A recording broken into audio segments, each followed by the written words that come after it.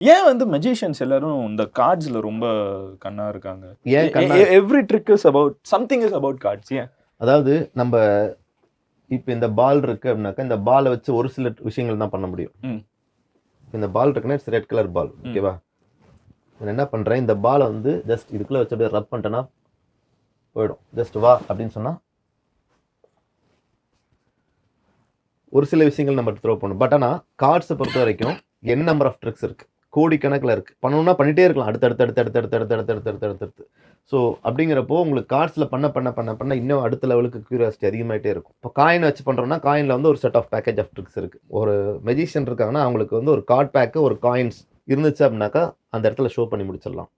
Like walk அரவுண்டாக இருந்தாலும் சரி, close அப்பாக இருந்தாலும். பட் ஆனால் ஸ்டேஜில் ப்ரெசென்ட் பண்ணுறதுங்கிறது அது கொஞ்சம் கஷ்டமான விஷயம். ஸ்டேஜில் பண்ணுறோம் அப்படிங்கிறப்போ விஷுவலாக எல்லாருக்கும் தெரியணும். பார்க்குற ஆடியன்ஸ் ஃப்ரண்ட்டில் உட்காந்துருக்கிறவருக்கும் தெரியணும், லாஸ்ட்டாக உட்காந்துருக்கிறவரும் தெரியணும். 30 அடி 40 அடி உட்காந்துருக்கிறவருக்கும் அந்த விஷுவல் தெரியணும். அதனால் ஸ்டேஜில் பண்ணுறதுங்கிறது கொஞ்சம் விஷுவலான ஐட்டம்ஸ் பிளான் பண்ணுவோம். க்ளோஸ் அப்பில் இவ்வளோ டிஸ்டன்ஸில் பண்ணுறதுங்கிறதுக்கு கார்ட்ஸ், காயின்ஸ் இதெல்லாம் நம்ம இது பண்ணுறது.